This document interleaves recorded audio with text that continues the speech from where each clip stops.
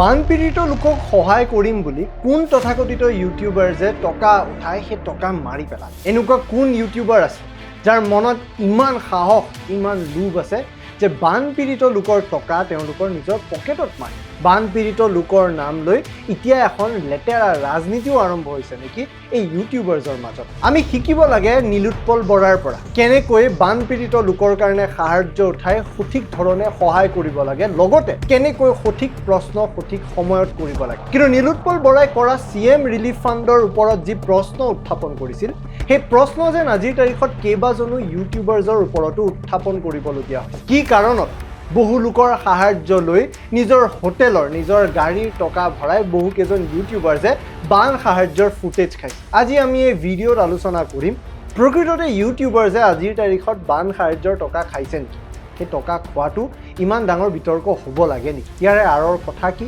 ইয়াৰে সত্য কথা আৰু ইয়াৰে ভিতৰৰ কথা কি, সকলো কথা আলোচনা কৰিম এই ভিডিঅ'ত। এই ভিডিঅ' শেষলৈকে চাওক। নমস্কাৰ, জয় অসম, জয় হিন্দ। মই অবয়ব ভূঞা এটা নতুন ভিডিঅ'লৈ স্বাগতম জনাইছোঁ। বানপানীক লৈ বিতৰ্ক পুনৰ এবাৰ হৈছে। এইবাৰ মুখ্যমন্ত্ৰীৰ টাৰ্গেট অসম তথা ভাৰতৰ বিভিন্ন প্ৰান্তৰ পৰা অহা ইউটিউবাৰ্ছ। মুখ্যমন্ত্ৰী ডক্টৰ হিমন্ত বিশ্ব শৰ্মাই আজি ৰাতিপুৱাৰ ভাগতে এখন সংবাদমেল আয়োজন কৰিছিল, য'ত অসমৰ বানপানীৰ অৱস্থাৰ কথা, লগতে চৰকাৰে কি ধৰণৰ পৰিকল্পনা লৈছে, চৰাইদেউ, শিৱসাগৰ, যোৰহাটকে ধৰি বানাক্ৰান্তক লোকসকলক কি ধৰণে সহায় কৰিম তাৰে সম্পূৰ্ণ পৰিকল্পনাৰ কথা এই সংবাদমেলখনত আলোচনা কৰিছিল। এই সংবাদমেলত মুখ্যমন্ত্ৰীয়ে কয় যে অসম চৰকাৰৰ চকুত বৰ্তমান সময়ত ৭২ জন ইউটিউবাৰ্ছ আছে যি আচলতে বান সাহায্যৰ নামত টকা সংগ্ৰহ কৰিছিল আৰু এই টকাক সঠিকভাৱে ব্যৱহাৰ নকৰাৰ অভিযোগ মুখ্যমন্ত্ৰী হিমন্ত বিশ্ব শৰ্মাই দাঙি ধৰিছে। এইবাৰ আমি গম পাওঁ বানাক্ৰান্ত লোকসকলক সহায় কৰিবলৈ কেৱল অসম নহয়, ভাৰতৰ বিভিন্ন প্ৰান্তৰ পৰা বিভিন্ন ক্ৰিয়েটাৰ্ছ, বিভিন্ন ব্যক্তি, বিভিন্ন ব্যৱসায় কৰা এণ্টাৰপ্ৰেনাৰ্ছ অসমত আহি সহায় কৰিছিল। মুঠতে এখন সৰ্বভাৰতৰ এই শক্তিশালী এনাজৰীডালৰ এটা বৃহৎ উদাহৰণ এইকেইজন ব্যক্তিয়ে দাঙি ধৰিছিল। আজিৰ তাৰিখত অসমৰ মুখ্যমন্ত্ৰীয়ে যদিও ইউটিউবাৰ্ছসকলক প্ৰশ্ন উত্থাপন কৰিছিল, তেওঁৰ ফালৰ পৰা কোৱা হৈছিল যে যাতে যিসকলে ভাল কাম কৰিছে তেওঁলোকক স্বীকৃতি দিব পাৰে, সেইবাবে এনেকুৱা এটা পৰ্যালোচনা চলাটো খুবেই প্ৰয়োজন। কিন্তু আমি মনত ৰাখিব লাগিব অসমৰ বানপানী হোৱাৰ পিছতে অসমৰ বানপানীৰ কথাই চৰকাৰে আলোচনা কৰা নাছিল। এই চৰকাৰৰ সদস্যসমূহ, এই চৰকাৰৰ কৰ্মচাৰীসকল বা তেওঁলোকৰ কৰ্মকৰ্তাসকল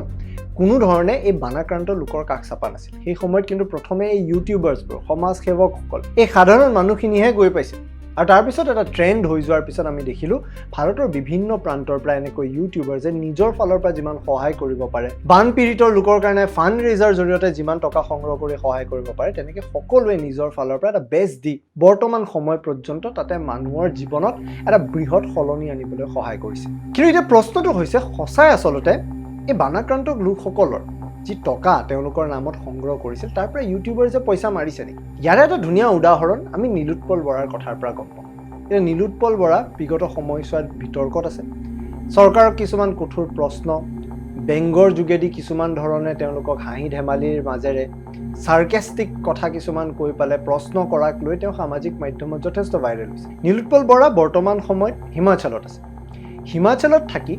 তেওঁৰ চিনাকি যিমানখিনি আৰ্টিষ্ট আছে ইনষ্টাগ্ৰাম লাইভ যোগেদি তেওঁলোকে এটা ফাণ্ড ৰেইজাৰ কৰে। এতিয়া নীলোৎপল বৰাৰ হাতত দুটা অপশ্যন আছে। এটা, ইমান বিতৰ্ক হৈ আছে মই অসমলৈ আহি যাওঁ আৰু বানপীড়িত লোকসকলৰ কাষত থিয় হৈ পেলাই তেওঁলোকক মই নিজে উঠোৱা পইচাটোৰ দি বানপীড়িত বস্তুখিনি বিতৰণ কৰোঁ। আৰু দ্বিতীয়তে তেওঁ তাতে থাকি যিমান পাৰে সাহায্য উঠাই ইয়াতে গ্ৰাউণ্ডত বৰ্তমান সময়ত কাম কৰি থকা, যাৰ লগত প্ৰেক্টিকেলি সকলোখিনি জ্ঞান আছে, তেওঁলোকক সেই সম্পূৰ্ণ টকা দান কৰি দিয়ক যাতে সেই টকাৰ প্ৰত্যেকটো টকা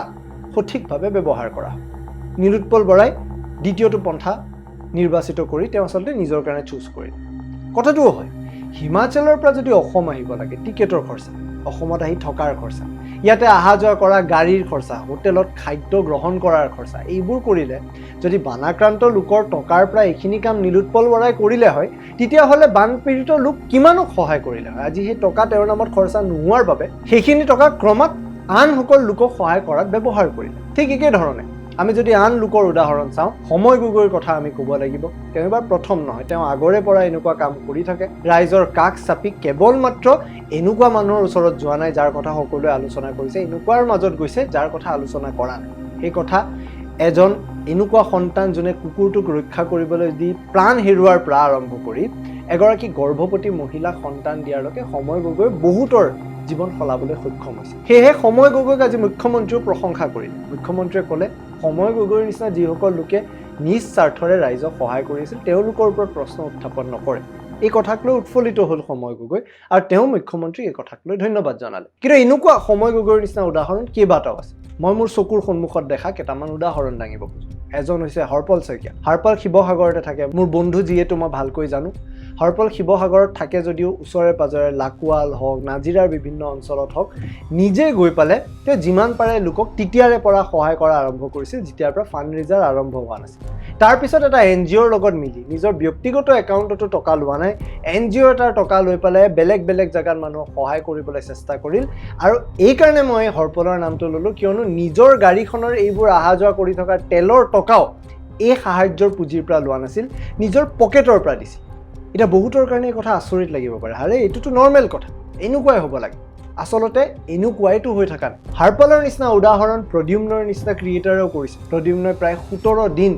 কেইবাখনো গাঁৱত থাকি সেই মানুহখিনিৰ মাজত সময় পাৰ কৰি তাতে কাম কৰি আছে আৰু এনেকুৱা ধৰণৰ ক্ৰিয়েটাৰ্ছৰ নাম আমি ল'ব খুজিলে আমি এনেকুৱা কেইবাজনো ক্ৰিয়েটাৰৰ নাম পাম যোনে নিস্বাৰ্থভাৱে কাম কৰিবলৈ সক্ষম হৈছে বাহিৰৰ পৰা অহা আলক পাণ্ডেৰ উদাহৰণ লওঁ তেওঁ ক্ৰিয়েটাৰ নহয় তেওঁ এণ্টাৰপ্ৰেনাৰ হয় কিন্তু ইয়াতে থাকি